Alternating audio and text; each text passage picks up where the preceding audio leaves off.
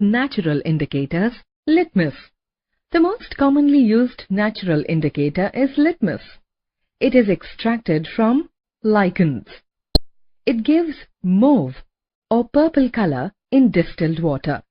When added to an acidic solution, it turns red.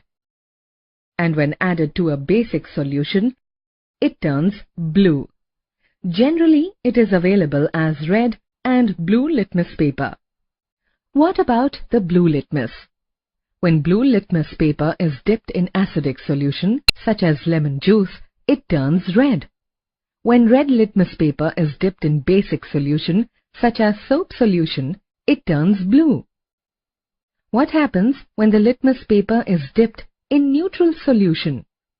Answer is easy.